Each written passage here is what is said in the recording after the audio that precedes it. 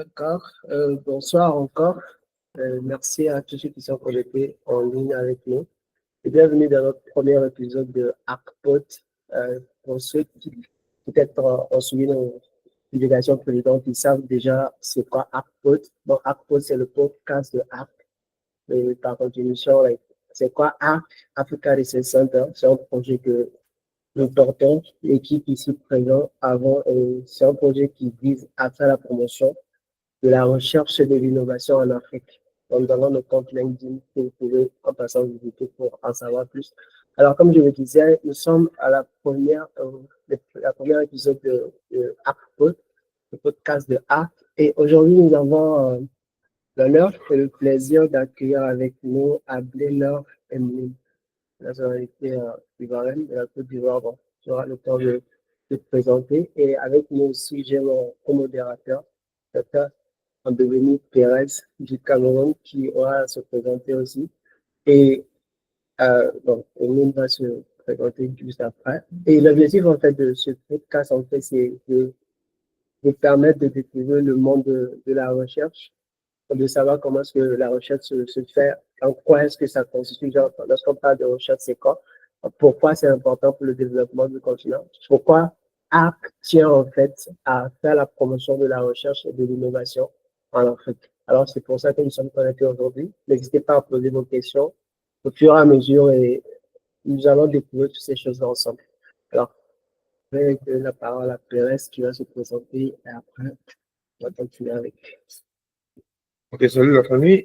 Moi, c'est Pérez Cambien. Je suis doctorant à IMCSP et j'ai fait ma recherche dans le domaine du changement climatique et de l'adaptation pour l'Afrique.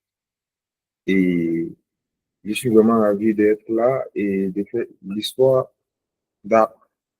Parce que je dis, c'est un pas d'une histoire que nous osons croire qui serait très, très, très intéressant. D'accord. Euh, Avant que nous donne la parole, je pense qu'on va directement attaquer avec les questions. On commence par toi. Donc, bonsoir encore. Bonsoir. Tu vas te présenter, tu vas nous dire qui tu es, tu vas nous parler un peu de ton parcours, depuis peut-être comme tu veux. Donc, déjà après ton bac jusqu'à ton doctorat pour qu'on puisse avoir un background de ta personne. Okay. Alors, bonsoir à tous. Je me nomme Ablé Laure Emeline Linda. Je suis de nationalité ivoirienne. Je suis doctorante à l'Université Marie-Thérèse Polytechnique de Londres. Pour commencer mon parcours, alors, je suis venue au Maroc suite à l'obtention de la bourse de l'Agence marocaine de coopération internationale, en abrégé AMCI. J'ai été orientée à la faculté des sciences et techniques de Muhammadiya de l'université Hassan II de Casablanca. J'y ai fait 2 années de tronc commun en biologie, chimie et géologie, puis une licence en biologie et contrôle qualité. Après la licence, j'ai passé des concours d'admission au master. J'ai été reçue à 3 concours et j'ai choisi le master de microbiologie appliquée et génie biologique de la faculté de Muhammadiya. En 2e année de master, j'ai effectué mon stage de fin d'études à l'université Mohamed VI Polytechnique et à la fin du stage, j'ai postulé pour le doctorat et j'ai été retenue. D'accord. Pourquoi la microbiologie? La microbiologie, parce que lorsque j'étais en 2e année de tronc commun, nous avons eu un module sur la microbiologie. Et pour définir la microbiologie, c'est l'étude des micro-organismes, à savoir les bactéries, les champignons et autres. Et dans l'entendement populaire, les micro-organismes sont méchants, c'est-à-dire qu'ils donnent des maladies et tout. Mais en réalité, il y a une bonne partie qui est utile à l'être humain et à l'environnement. Et moi, c'est ce qui m'avait intéressée. Je me demandais comment de petits êtres qu'on ne voit pas, qui nous entourent, peuvent nous être utiles. Et pour vous donner des exemples, on retrouve la microbiologie dans l'agroalimentaire avec la fabrication du yaourt, du pain, dans la santé avec la fabrication de certains médicaments et dans l'environnement, l'agriculture avec la fabrication des biofertilisants pour la croissance de Le moment du clic, par exemple, il y a plusieurs événements qui se passent, mais il y a un moment marquant que là, c'est ça où tu dis, non, c'est bon, j'ai choisi ça. Il y a plusieurs événements qui se passent, qui contribuent, mais il y a un moment, la majorité vont dire un moment marquant, un moment clé, qui t'a fait être convaincu. Parce que, comme toute personne qui part à l'école, parfois, il y a ces moments de doute. C'est le moment où tu décides que non, maintenant, si voici ma carrière, j'ai fait ma carrière, parce que maintenant, vous êtes en train de faire la microbiologie dans le niveau, dans la réhabilitation des mines, qui veut dire, vous n'êtes pas seulement microbiologiste, maintenant, vous êtes en train d'appliquer la microbiologie dans d'autres aspects. C'était quel moment cliquant qui t'a fait dire, vraiment, maintenant, si je me focus sur les microbes, sur la microbiologie, et que ma vie, ça serait entouré de ces microbes. Pour être.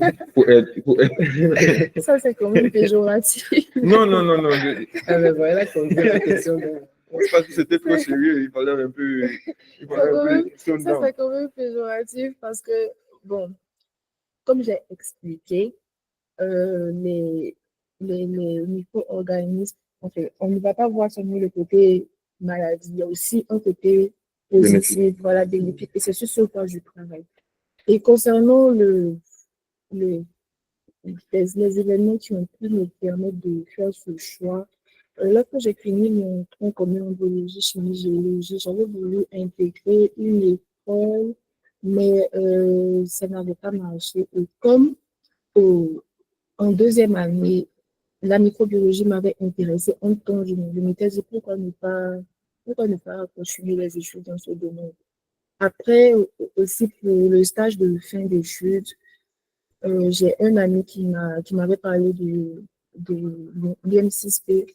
J'avais jamais entendu parler de Benguigui, je savais même pas comment c'était et tout, mais je m'étais dit, oui, pourquoi pas. Et vu ce qu'il m'avait dit et tout, je m'étais dit, oui, pourquoi pas, pourquoi ne pas y aller, pourquoi ne pas tenter l'aventure. Et c'est comme ça que je suis venue. Je travaillais sur un sujet de recherche en microbiologie. J'ai bien aimé et je continue. Ok. Bon, avant de revenir et continuer avec ton parcours, en fait, on aimerait que tu nous parles un peu de ton projet sur lequel tu travailles, ta première thèse. Tu nous expliques en termes simples. On parle de microbiologie, on parle de réhabilitation de sites post-miniers. Bon, ce n'est pas tout le monde qui est forcément dans ce domaine ou qui comprend c'est quoi. Tu vas nous expliquer en termes concrets, pas en termes de recherche. Okay. En quoi c'est? De manière très simple, on sait que l'exploitation minière a un impact négatif sur l'environnement et nous sommes dans une ère où la protection de l'environnement est d'une importance cruciale. Et donc, après l'exploitation des sites, il est important de les réhabiliter et il y a plusieurs manières de faire cette réhabilitation, notamment le fait de faire pousser des plantes sur le site.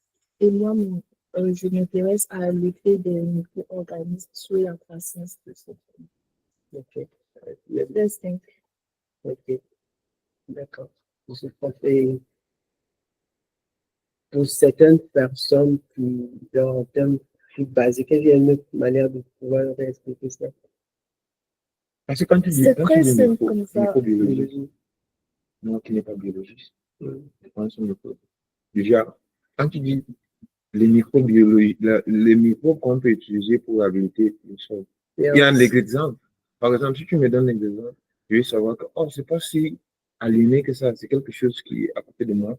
Peut-être c'est parce que tu lui as donné un nom qui s'appelle, je lui ai donné un mauvais nom qui s'appelle un microbe, et que moi, je n'aime pas ça. Aussi, dans notre culture, enfin, notre connaissance générale, les microbes sont de mauvaises choses. Est-ce que tu parles de microbiologie? Exactement, c'est pour ça que en donnant la définition, j'ai dit qu'il y a une partie, on va dire, méchant en griffe et il y a une partie bénéfique. Okay. Et c'est sur ça qu'on c'est à ça que je m'intéresse. Donc, si on a compris, c'est que par exemple, les micro-organismes, ils ont un impact qui est négatif, mais vous travaillez en fait sur l'impact positif qu'ils pourraient avoir en fait.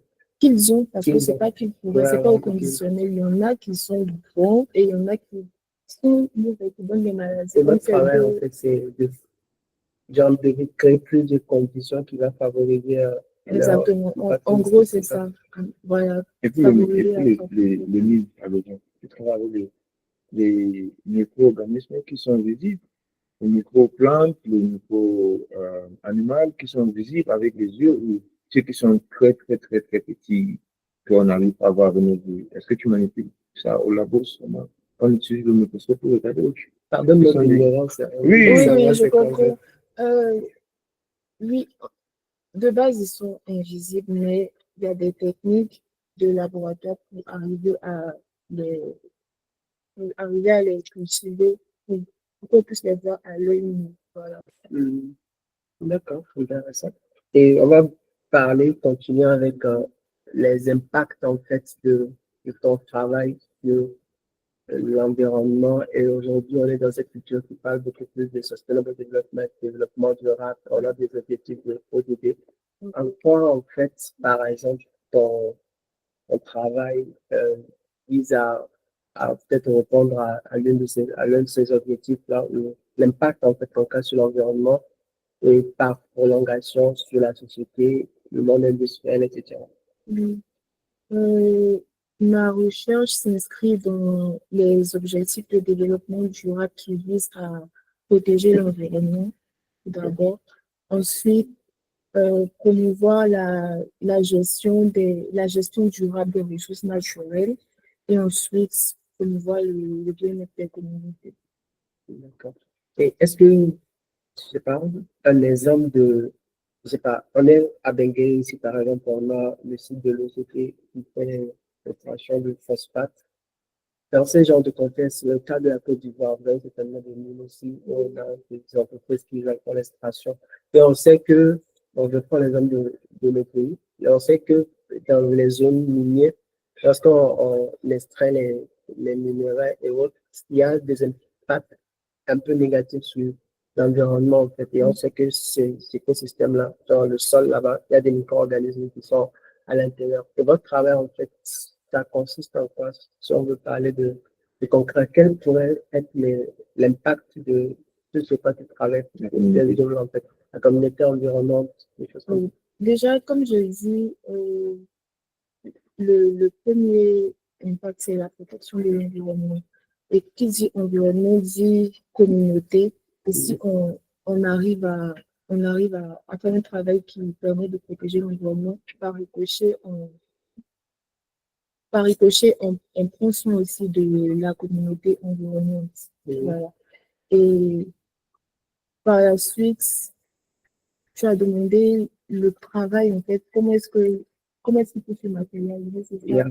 le côté industrie, l'impact, en fait, concret.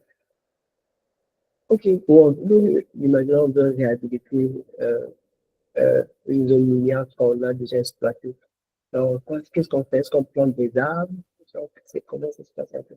ok. Ça dépend. Comme je dis, il y a plusieurs manières de faire la réhabilitation. Donc, ça dépend des objectifs visés.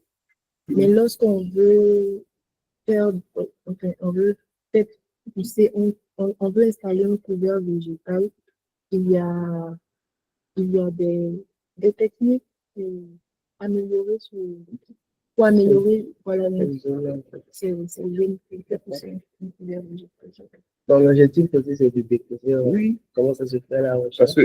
parce que, par exemple, on exploite une grande partie de l'Afrique est minée, qui veut dire, on veut ou on veut, on aura besoin d'un expert qui va aider cette communauté à se rétablir, quoi. Parce que en Afrique, oui, on fait des mines, mais aussi on fait de l'agriculture. Et le sol, c'est le seul endroit où on peut avoir les deux. Si on peut utiliser un caillou pour viser des oiseaux, c'est que c'est bien. C'est pour ça que nous, on pose la question parce que nous ne savons pas qui est en train de nous suivre.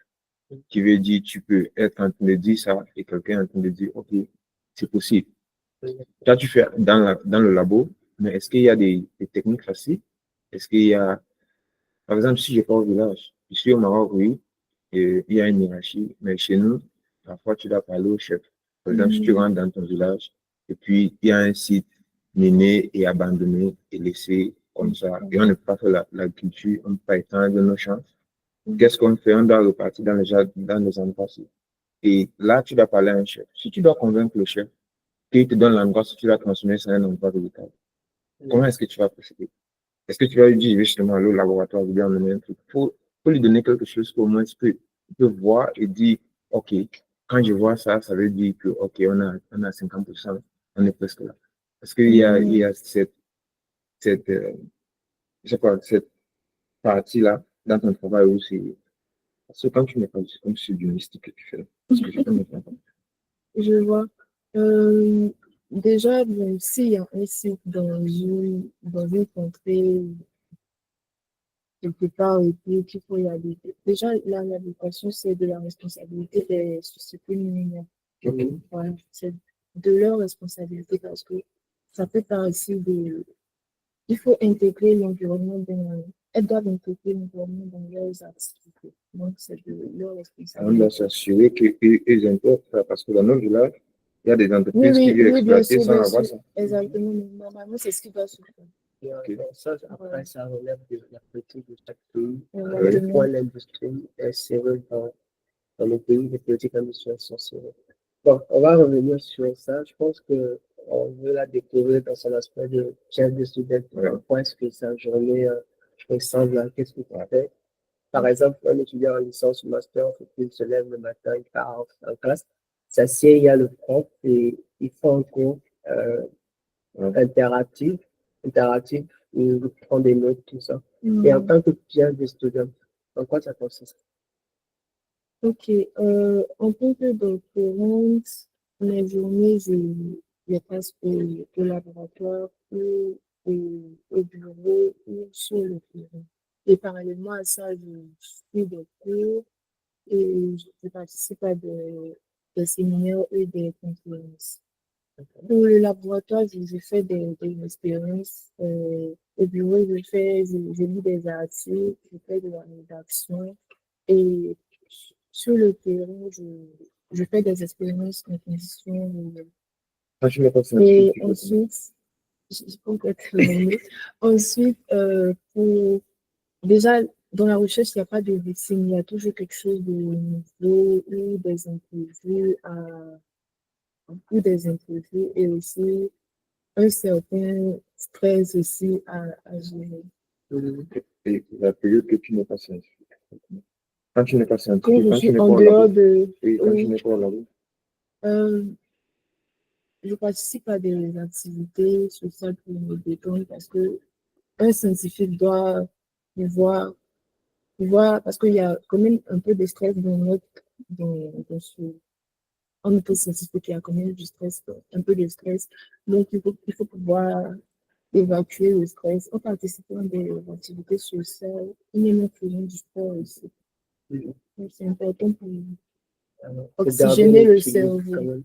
Et une autre question pour moi, j'ai une question peut-être bête, mais beaucoup peut-être se la pose. Moi, je me la pose de toute façon. La question, c'est la recherche, c'est quoi? Genre, tu pars sur Google, tu tapes des choses, mais c'est quoi exactement? Comment tu fais la recherche? Il y a cette partie, je sais, de documentation, il y a cette partie d'expérimentation sur le terrain, mais c'est donc, en quoi ça consiste? On va peut-être entrer dans le côté des outils. Et je sais qu'il peut y avoir cet aspect de confidentialité, je n'ai pas obligé d'en parler totalement, mais genre, en quoi ça consiste en fait? Pour donner un aperçu, parce que je ne pourrais pas donner de détails, mais pour donner un aperçu, c'est, voilà, il y a des sites scientifiques sur lesquels on fait la recherche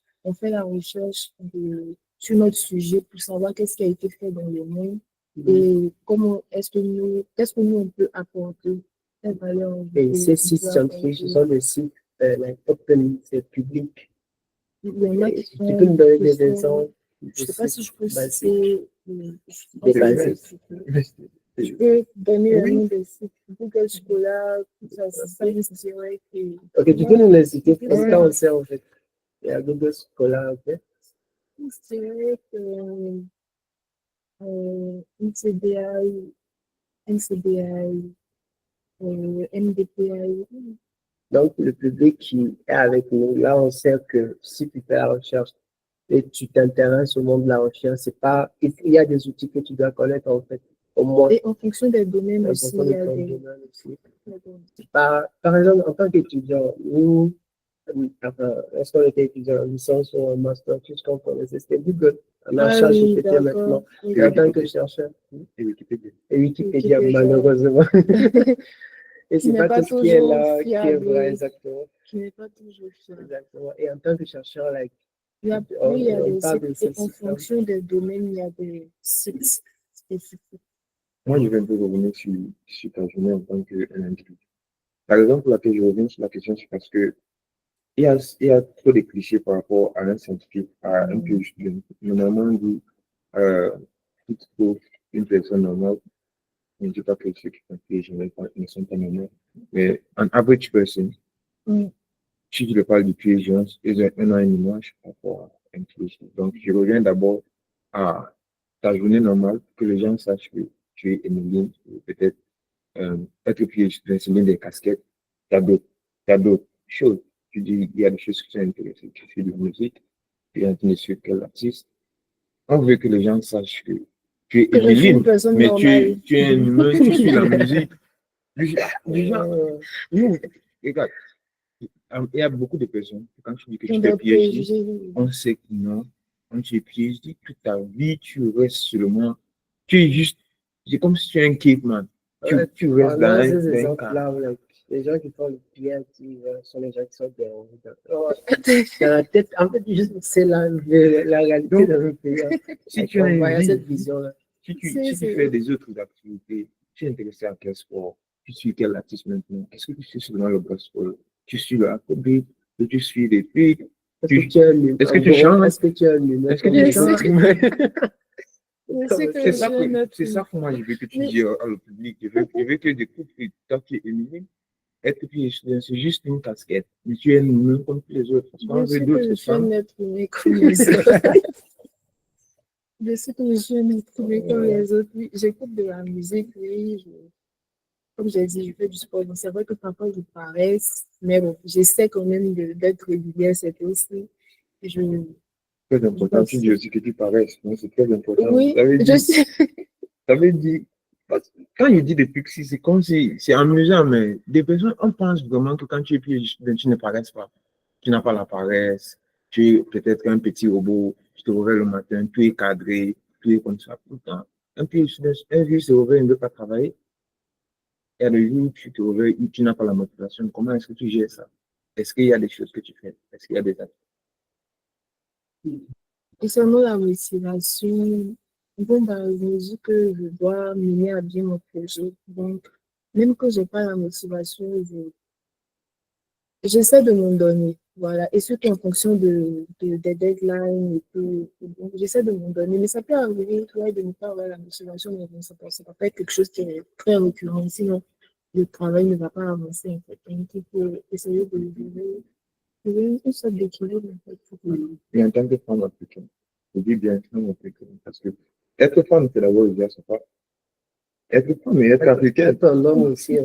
Oui, être homme, il n'y a pas de problème. Je peux dire homme africain. Ça veut dire, si tu es homme, tu n'es pas en Afrique, tu as tes propres défis. Si tu es homme et tu es en Afrique, tu as les défis qui sont à part. Tu es femme, tu es africaine et tu es chercheuse. Je rassemble les trois. Tu es femme, tu es africaine et tu es chercheuse. Quels sont les défis? Est-ce qu'il y a des défis? Est-ce qu'il y a des fois où tu te sens comme si vraiment je ne suis pas dans mon endroit, quoi. Mais je deviens femme, quoi. C'est easy way out. Ok. Par rapport à ça, ouais, comme tu as dit, il y a bien sûr j'ai bon, j'ai déjà entendu qu'une femme n'a pas besoin de faire la paix, de tout se limiter au masque, elle a besoin d'entendu ça. Donc, mais bon, en fait, tout dépend des objectifs de chacun. Tout dépend des objectifs et puis et puis de qui est-ce qu'on fréquente, de qui nous entoure. Parce qu'il y a des personnes qu'on fréquente qui nous entourent, qui nous boostent aussi. On a nos objectifs, mais il y a des personnes qui nous boostent, des personnes proches de nous qui nous boostent, même si on est des femmes, ok, on ne veut pas plutôt dire qu'on doit être femme au foyer. Donc, voilà, c'est ça, c'est juste une question d'objectif personnel et puis d'entourage. Donc, cher public, en tant que femme africaine, la place de la femme, c'est pas à la cuisine, la femme peut faire la recherche. Je fais mon Mais tu fais un peu des trucs à la cuisine. Tu aimes quel même. Bien sûr, je cuisine. Oui, je cuisine. Et C'est tu aimes important. tu aimes quel même. Moi, j'aime la cuisine aussi. Un peu de ça. Toi, tu aimes quel même. Quel mets. J'aime la tête aussi. C'est seulement la cuisine. Non, il y a d'autres plats, mais que je ne connais pas. À l'eau. Oui, j'aime la pâte, je connais la loco. Mais oui, J'aime la loco. c'est d'accord avec la famille. Ah, d'accord. Ok, bon. Je rappelle au public que si vous avez des commentaires ou des questions ou d'autres choses pareilles, n'hésitez pas à les mettre en commentaire. Nous ferons plaisir de les lire ou même il y aura une partie de questions-réponses pour activer votre micro. Partagez vos réflexions par rapport à ce qu'on est en train de discuter, une question ou des choses que vous avez à dire, à partager avec nous. Ok. Et maintenant, on est dans le même sujet. Quel est l'un des clichés, ou faux clichés? Je dis bien faux clichés, parce qu'il y a des clichés qui sont bien. Quel est l'un des faux clichés par rapport à la recherche que tu as découvert? C'est un Les idées reçues par rapport à la recherche, on entend souvent que faire un doctorat, c'est seulement pour devenir professeur parce que c'est trop théorique. On entend souvent ça, oui. Et par rapport à ça, j'aimerais dire que il y a deux types de recherche. Il y a la recherche fondamentale et la recherche appliquée. La recherche fondamentale s'intéresse à comprendre les mécanismes, comprendre un phénomène, le pourquoi et mettre des hypothèses et tout. Et la recherche appliquée s'appuie sur la recherche fondamentale, qui est d'ailleurs très importante, mais elle vise plus à trouver des solutions concrètes aux problèmes du quotidien. Et il y a même des entreprises qui font des contrats de recherche avec les doctorants afin que ceux-ci puissent travailler, puissent répondre à leurs besoins en innovation. Donc, la recherche, c'est pas seulement, il y a plusieurs voies, c'est pas seulement pour devenir un professeur. Et d'ailleurs, c'est pas, être un professeur, c'est quelque chose ça lié parce que c'est pas une partie c'est quelque chose de, quand même, c'est quelque chose de grand, en fait. C'est pas de petites études, donc ça lié aussi. Et en détail, en passant, c'est cette différence-là qu'on veut mettre en phase avec le projet A. Ce dont on fait la promotion, c'est la recherche appliquée, en fait, parce que en Afrique, on a dépassé cette phase où on produit juste de la connaissance théorique. Il faut que cette connaissance soit applicable, il faut que cette connaissance soit concrète, il faut qu'on puisse trouver un impact, en fait, sur le continent, en fait, le développement du continent. Et avec l'exemple de Mini qui travaille sur la réhabilitation de postes miniers. Voilà ces problèmes dans nos pays. Je sais pas, je vais pas citer le nom de mon pays, mais on a ces problèmes-là où, par exemple, un site minier est exploité, on a un impact sur la santé de la population autour, où la zone n'est plutôt propice pour l'agriculture après ou bien des activités agricoles après.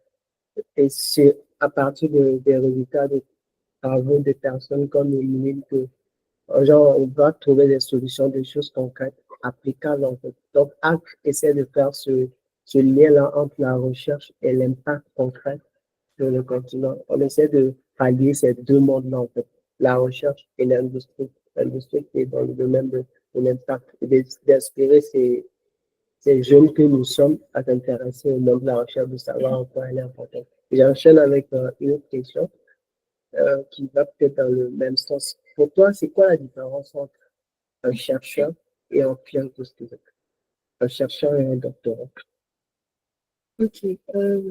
Un doctorant, c'est un étudiant du troisième cycle universitaire qui fait des recherches pour préparer une thèse de doctorat. Un chercheur, C'est un professionnel de la recherche qui travaille dans une université, un centre de recherche ou une entreprise, université que ce soit. Les deux font de la recherche, mais un a un statut d'étudiant parce qu'il est inscrit dans une école doctorale d'une université, voilà, et l'autre a un statut de professionnel. Un, c'est un apprenti et l'autre, c'est un maître. Voilà, l'un est en formation, c'est un étudiant chercheur, voilà, et l'autre est un professionnel. Et peut-être un détail, bon, c'est les deux qui font la recherche, mais pose la question aux deux. Hein. Ça représente Ok, un peu je le. ne sais pas s'il y a quelque chose à ajouter par rapport à ça. Moi, c'est mon point de vue. La différence entre les deux, c'est ça. Tu peux aller d'une manière importante. En tout cas, c'est vrai que être chercheur, c'est pas seulement un individu, c'est comme une casquette.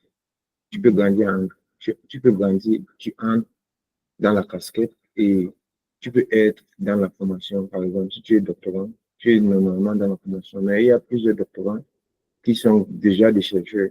Ils se raffinent, mais ils sont déjà des chercheurs, c'est-à-dire ils connaissent déjà faire la recherche. Donc, chercheur, c'est pas seulement quand tu as déjà été PhD. Tu es chercheur, tu peux être en train d'apprendre à faire de la recherche, mais tu fais quand même la recherche. Chercheur, c'est quelqu'un qui fait la recherche. Donc, prenons cet exemple d'un gars que j'admire beaucoup. Elon Musk. Qu'est-ce que tu peux dire, vous pouvez dire sur lui, par exemple? On sait que c'est une personne qui a eu des projets. Il y avait un problème. Le problème, c'était le changement climatique. On avait les émissions carbone et autres. Et tout le monde courait vers l'électrique. Et il a repris les travaux qui ont été entrepris pour lui-même, ses innovations pour créer les voitures électriques. Et autre point que je peux donner, c'est pas qu'on donne des exemples qui sont un peu éloignés de l'Afrique, mais c'est pour qu'on puisse comprendre. L'exemple qu'il a fait avec SpaceX, le problème que la NASA avait par rapport à ses lanceurs de roquettes, ils lançaient les fusées et après ça a explosé, on ne pouvait pas les réutiliser. Et c'était des milliards en fait qui étaient gaspillés comme ça. Elon Musk a trouvé une solution pour produire en fait des lanceurs qui sont réutilisables. Et il n'a pas forcément une casquette de chercheur. Enfin, c'est pas ce qu'on voit de lui. Qu'est-ce qu'on peut dire de ce cas-là? Est-ce qu'il est en train de faire là de la recherche appliquée? La question indirectement, c'est est-ce que, pour être un chercheur en train de faire la recherche appliquée, est-ce qu'il faut cette casquette de je suis un chercheur ou quoi? Pour démystifier en fait cette notion de chercheur, de doctorant. Qu'est-ce que vous pouvez en dire? Pour que les gens qui sont en Afrique, avec tous les défis que nous avons en Afrique, en fait, c'est pas que la personne doit se dire, je dois faire l'école. L'école est très importante. Hein. Je dois faire l'école avant de faire la recherche. Est-ce qu'on ne l'a pas dans nos quotidiens, en fait, la recherche? Tu commences par Oui, bien sûr. Moi, je pense que c'est de notre précision.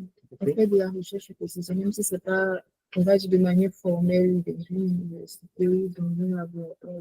Mais de manière informelle, on fait de la recherche. Lorsqu'on a un souci, qu'on cherche on cherche à trouver une solution, c'est de la recherche, on fait. Pas avec le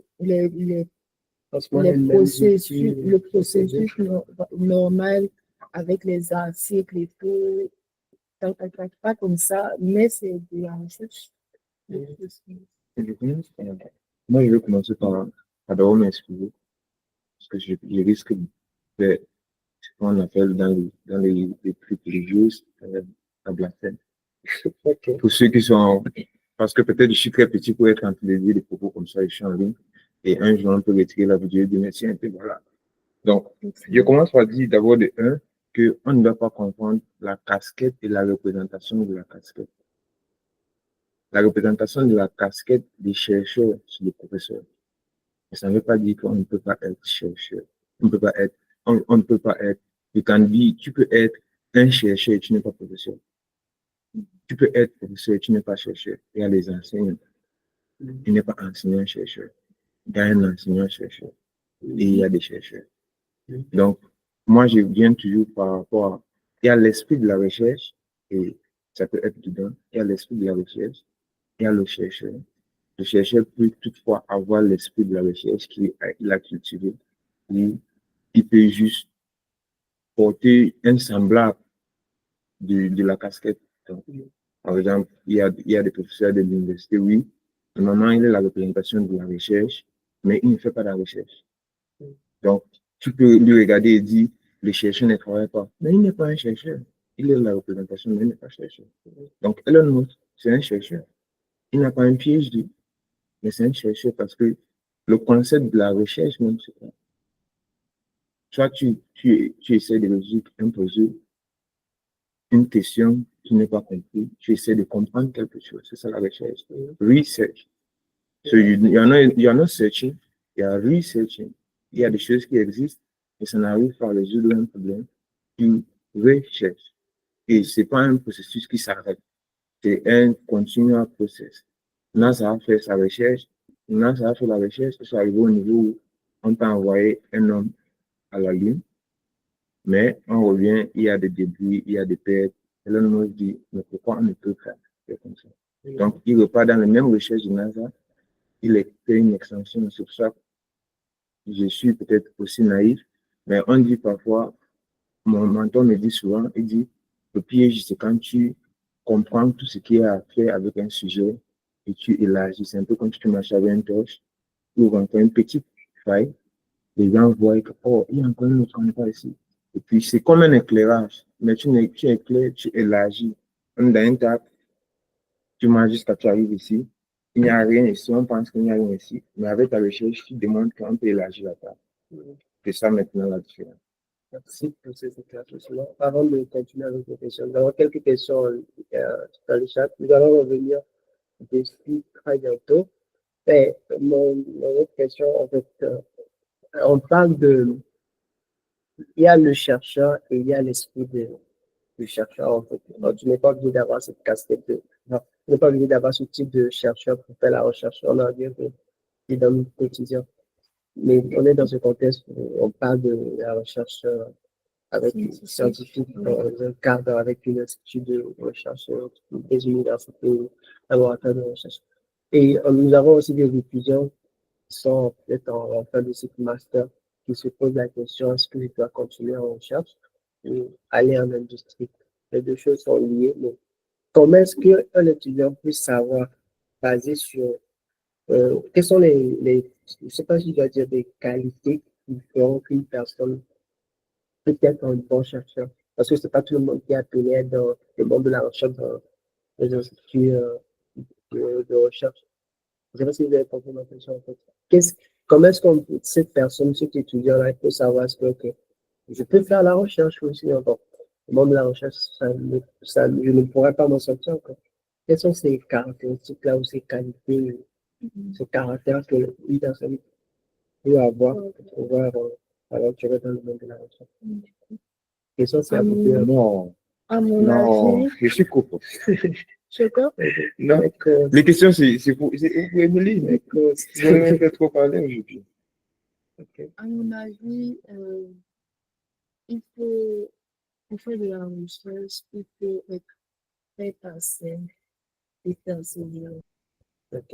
La patience et la persévérance. C'est très important parce que les expériences ne marchent pas bien, pas tout le temps. Il y a toujours parfois des choses à refaire, il y a refaire.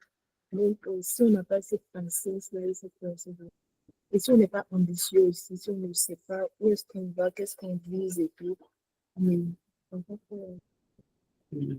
donc, ce sont ces trois qualités un peu La patience, la persévérance, et il faut être une personne ambitieuse, avoir une certaine vision en fait. Là, tu parlais de ça.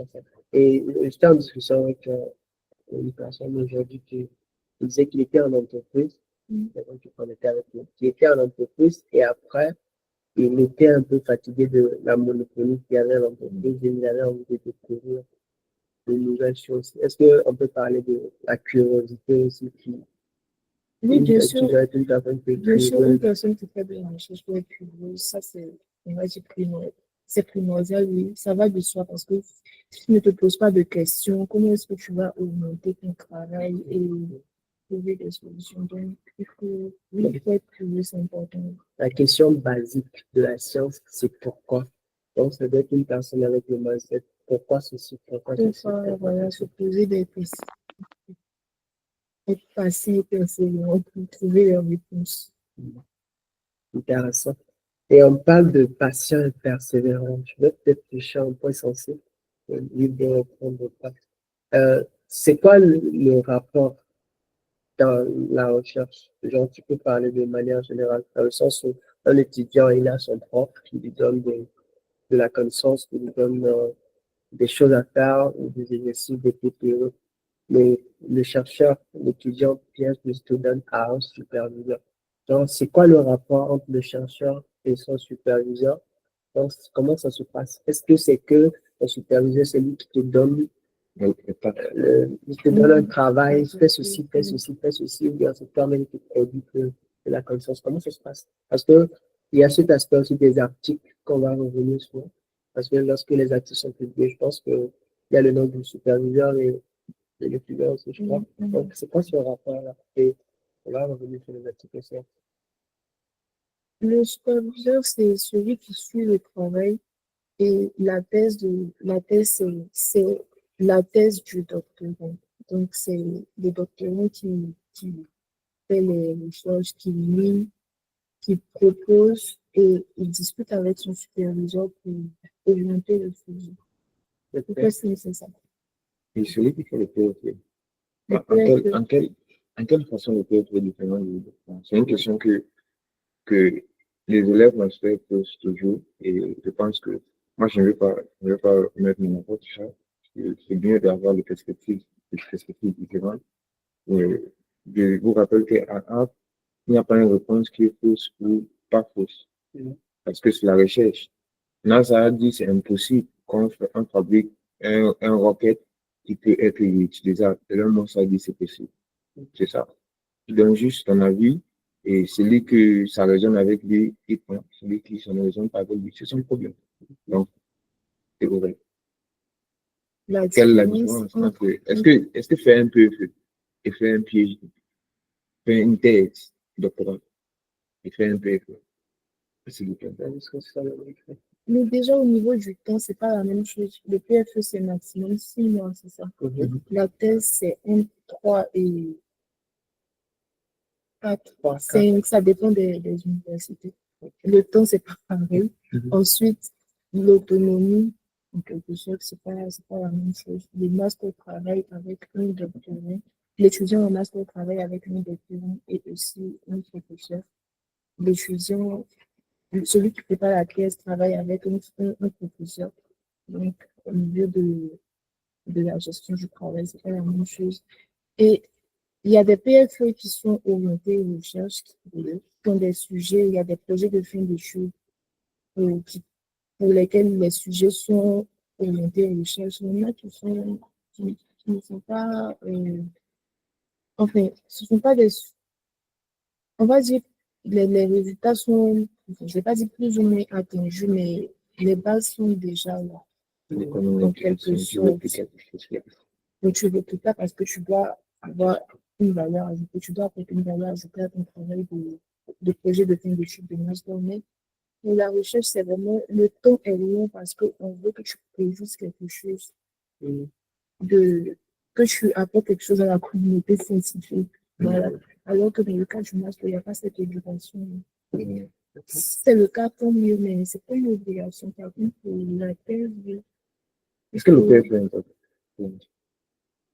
c'est important. C'est un Non, je demande juste parce que il y a deux camps. Il y a le camp du master qui dit toujours que non, il fait un PhD, le PhD, c'est la même chose. Je connais beaucoup de masters qui me disent ça. Il y a le doctorant qui dit, mais non, comparé à ce qu'il fait au PFE, PFE c'est le bêtise. Je ne sais même pas pourquoi les gens disent qu'ils font une recherche. Tu as fait PFE, tu fais pas la recherche, tu as fait ça. Chaque je demande, est-ce que c'est important? Moi, je pose la question pour récollecter, parce qu'on aura plusieurs doctorants, on aura plusieurs chercheurs qui vont nous expliquer pourquoi. Parce qu'il y a des personnes aussi qui ne s'intéressent pas au PFE. Ils font du n'importe quoi dans le PFE en disant que bon, on va tuer mieux donner mon master. Est-ce que c'est une étape pour entrer dans le monde de la recherche? Ou est-ce que c'est même nécessaire? Je crois on va me suivre avec Déjà, ma fille. déjà si tu n'arrives pas à réussir, ça peut être, c'est pas la recherche que tu vas réussir, quoi. Et ça, c'est clair. Si tu n'arrives pas à Oui, faire 6 mois sur le même ce projet, tu sujet vas pas fait faire 3 ou 3 ou 4 ans 4 sur le même oui. sujet. Là, tu marié, c'est mieux. Peut-être une autre question avant qu'on ne revienne sur les impacts de ton projet, parce que on rappelle encore axe sur l'impact concret en fait. Donc là, on essaie de découvrir ce que la recherche, mais après, on va revenir les mêmes questions qui vont dans le même sens que Vincent. Alors, ma question avant de venir sur cette question, c'est on sait qu'il y a cette notion de article, euh, l'article, un nombre d'articles publiés, on entend telle personne a publié tel article dans ce journal, mon article a été accepté dans tel journal, ceci. C'est quoi, ça veut dire quoi? Et aussi, c'est quoi le système d'évaluation en fait? Je sais que pour un master ou un étudiant, c'est que il y a ces exemples. Et vous, je sais que en première année, ce que je sais, vous avez des examens. Est-ce qu'en deuxième année, vous avez un examen à la fin de l'année? Ou bien est-ce que c'est le nombre d'articles que tu as publié qui est évalué? Je sais pas. Pourquoi? Je sais pas. Vous pouvez m'expliquer? Ça dépend toujours des universités.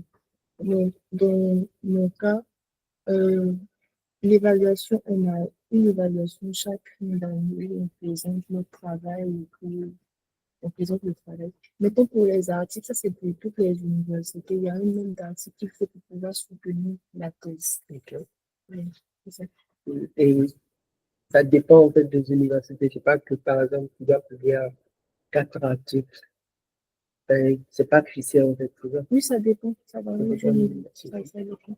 Mais je pense il y a une sorte de nivellisation qui se fait au niveau du ministère. Oui, c'est ça. Une Voilà. sorte de dire qu'il y a tel nombre d'articles pour tous les doctorants. Mais bon, dans tous les cas, ça dépend. Donc, c'est quelque chose qui D'accord. dépend.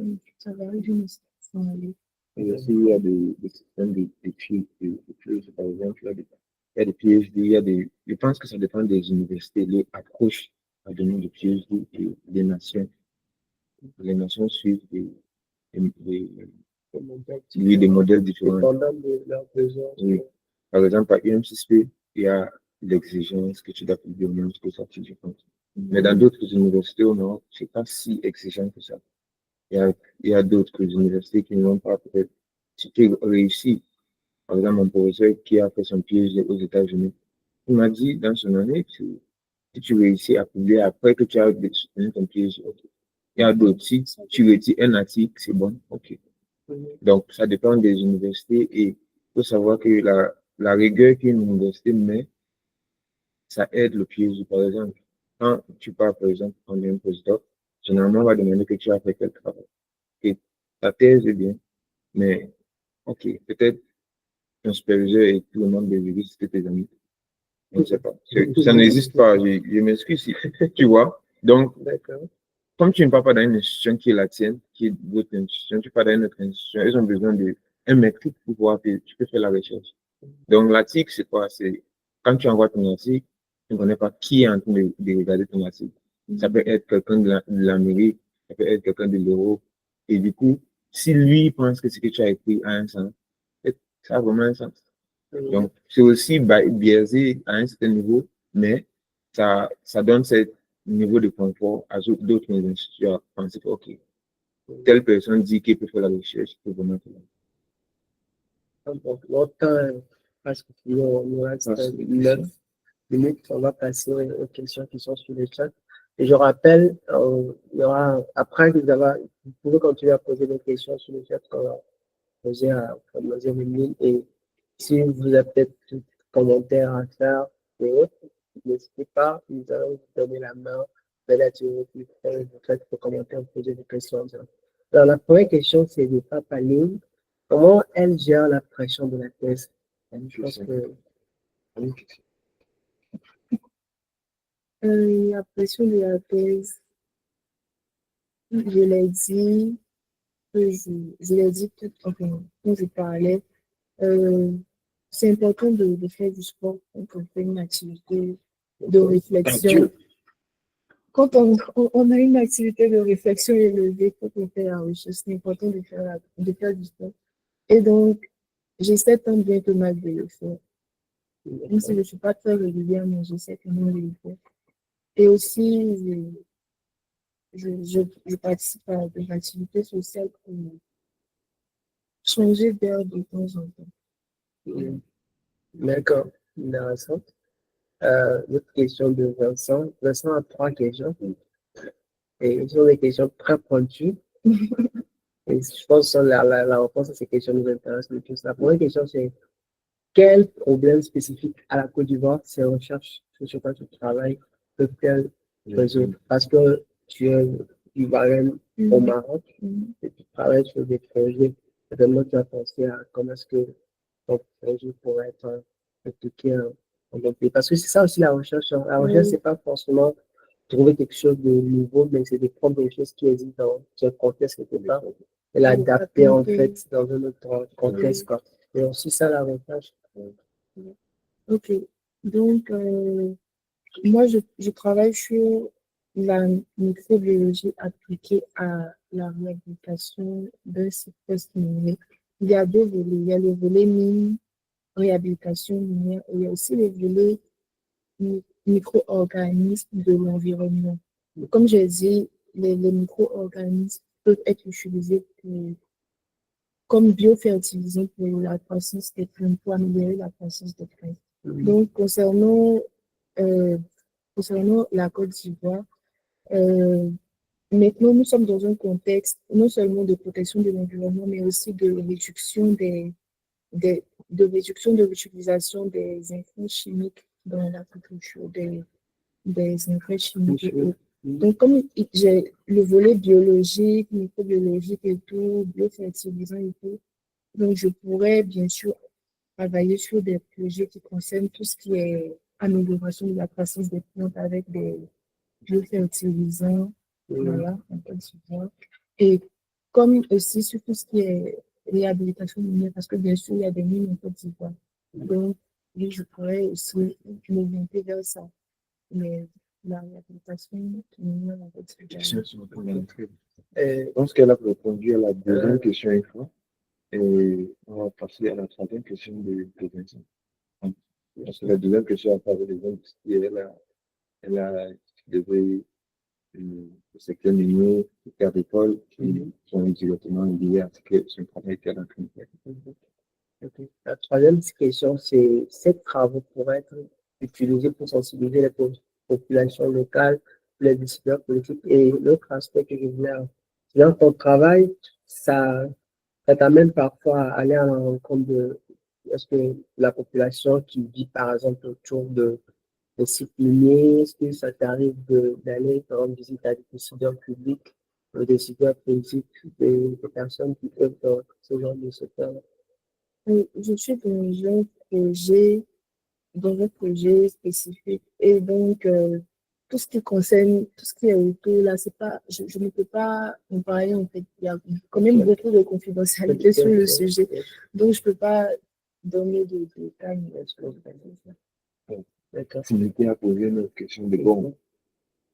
On l'entend souvent, mais je pense qu'on pourrait en parler quand même dans le sens où, lorsque tu fais la passe, parce qu'il y a tout aspect là où on dit, c'est on dit comme ça, où les chercheurs vous produisez de la connaissance, mais à quoi ça nous sert cette connaissance si la population locale d'échelle bas, pas en termes de supériorité, mais l'échelle bas ne peut pas accéder, comprendre cette connaissance. Parce que la connaissance que vous produisez, c'est au bénéfice en fait de cette population-là.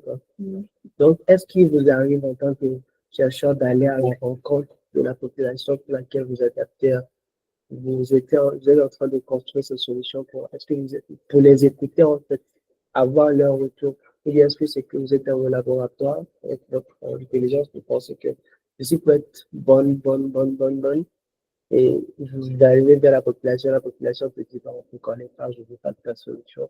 Et est-ce qu'il y a ce rapport entre le laboratoire et la population? Et, pour ça, ça dépend des sujets de thèse. et comme je l'ai dit, moi, dans mon sujet, j'ai fait bien sûr des expériences sur terrain en conditions réelles. Mais je suis pas en relation, en fait, avec la population et tout. C'est dans un cadre spécifique, comme je l'ai dit, et je ne peux pas donner de détails, mais c'est pas un travail que je fais dans le nuage, c'est du réel. D'accord. C'est pas que je suis dans le labo et je dans la même, c'est réel. D'accord. On Ne comprend vous là, en inquiétez fait, pas. on comprend là, en fait que la recherche, c'est pas juste le labo, la Non, recherche part sur le terrain, la recherche va à la rencontre de la population. Par exemple, une recherche en agriculture va à la exactement. rencontre des agriculteurs, une recherche d'agriculteur du milieu va aller à la rencontre des gens qui travaillent dans ce domaine, en fait, pour les Exactement. écouter, savoir ce dont ils ont besoin, en fait. Pas que une connaissance produite qui n'est pas utilisée après inutile, en fait. Donc, c'est du concret, comme on dit. Question de la utilité. On entend souvent qu'on fait la thèse pour être uniquement professeur de l'université. Est-ce que c'est réellement le cas? Merci pour la question. Oui, il a raison. On entend beaucoup ça, que la thèse, c'est seulement pour être professeur. Mais euh, non, pas seulement. C'est pas seulement pour être professeur. Lorsqu'on fait déjà, être professeur, c'est un métier louable. Voilà. Très important. C'est important de le signifier parce que ne faudrait pas, comment dire, avoir des stéréotypes sur un métier ou un autre. Non. Tout est important. Tout est important. Tous les métiers sont importants. Mais non, la thèse, c'est pas seulement pour être professeur. Lorsqu'on fait la thèse, on peut suivre, après avoir obtenu le doctorat, on peut suivre la voie académique, c'est-à-dire faire un postdoc, euh, faire, devenir professeur. Et il y a différents grades de professeur. Donc, il y a une évolution de ce côté aussi. On peut s'orienter vers, on peut faire du consulting parce que quand on travaille sur un sujet de recherche appliquée, on acquiert de l'expérience dans ce domaine et donc on peut réfléchir à comment faire du consulting, comment donner faire des recommandations aux personnes concernées par le sujet, par notre expertise. Voilà.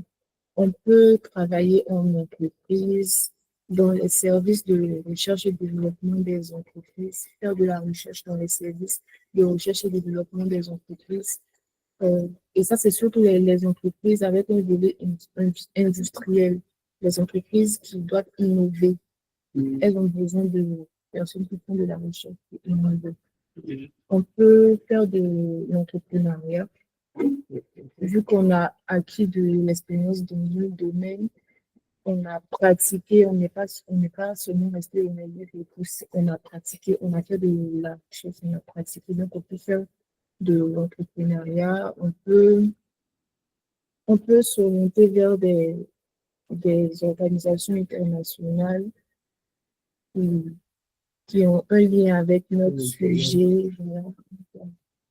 Plein de choses comme ça. Il y a une autre question de l'année, on a dit que l'année, comme je vais mourir, ainsi que une conversation, c'était intéressant. J'ai une seule question. Est-ce est-ce que tu recommanderais la thèse à un étudiant ou une étudiante africaine qui fait le PhD? Oui, oui, oui, oui, quels seraient tes arguments pour les convaincre? Et non, pourquoi? D'accord. Africaine subsaharienne. Euh, je vais demander pourquoi tu fais le PSC. Pourquoi cette condition de faire Par exemple, quelqu'un qui fait le master voilà, et qui qu'il est en train qui de sort. finir, est-ce que en tu train vas de conseiller la finir. personne à Oui, entrer dans Voilà le la PhD? question qu'on ok, avait. d'accord. Euh, Par rapport à ça, je dirais que tout dépend des objectifs de chacun. Mhm. Voilà. Avant de faire une thèse, il faut avoir un objectif en tête. Il faut se poser les bonnes questions. Pourquoi est-ce que je veux faire la thèse? Est-ce que c'est nécessaire pour moi? Est-ce que ça me sera bénéfique et tout? Mhm. Voilà, il faut se poser les bonnes questions à soi-même. Il faut se convaincre soi-même d'abord. Parce que oui, une personne peut venir te dire que tu peux faire la thèse parce que telle chose, mais il faut être convaincu de l'intérieur. Il faut que nous-mêmes une expérience avant de prendre ce chemin parce que c'est pas facile, pas du tout facile, pas du tout. Donc, il faut se connaître Précision. soi-même. La prochaine question, c'est toujours lié à ça. Ça va te pousser à nous dire d'autres choses. Merci pour cet épisode. J'aurais également une question. À quel moment a-t-elle prise la décision de faire de la recherche et quelles étaient ses motivations techniques? D'accord. Merci pour la question. Déjà, quand je faisais le master en microbiologie et quand je cherchais les débouchés, les opportunités dans le domaine de la microbiologie, j'ai vu avec un doctorat, il y a beaucoup plus d'opportunités déjà. Ça, c'est l'une des motivations. C'était l'une de mes motivations. Et aussi, lorsqu'on fait avec le doctorat, il y a beaucoup plus d'opportunités, comme je l'ai dit. Mais de manière générale, le doctorat permet avec le temps et l'expérience, de prétendre à, à certaines responsabilités importantes dans des organisations, dans des institutions et autres. Donc, voilà, ce sont les points qui m'ont décidé.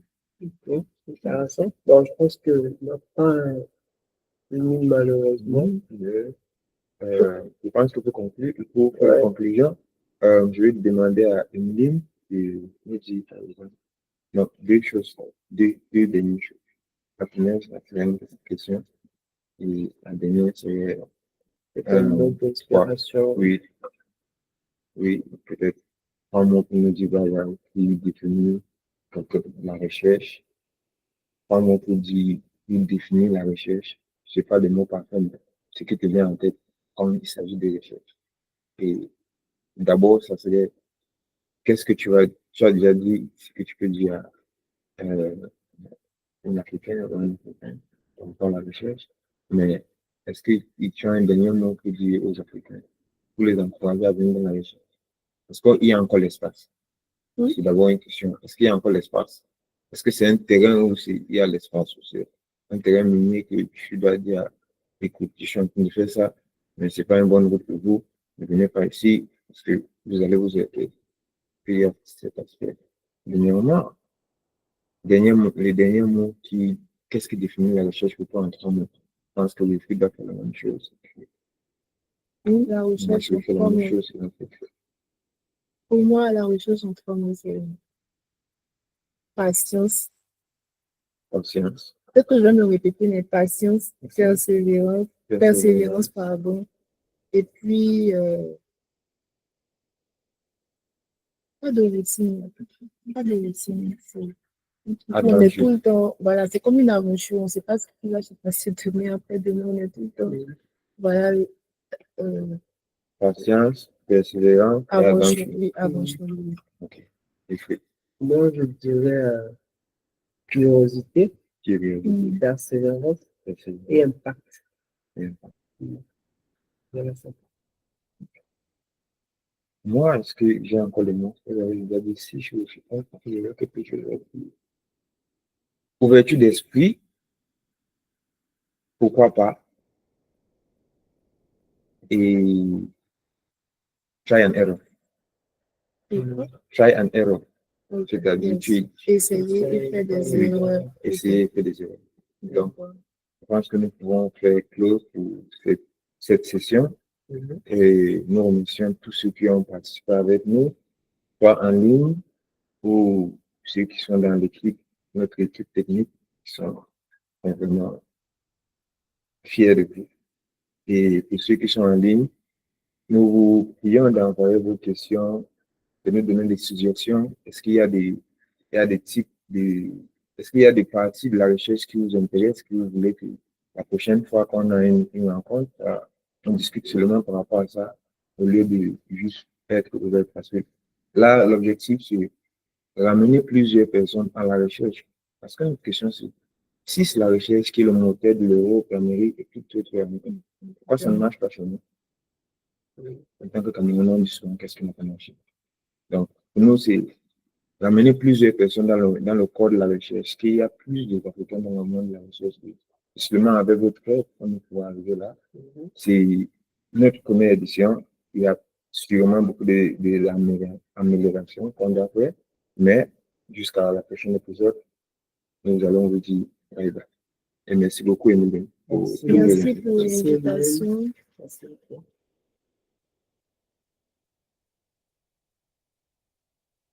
Allez.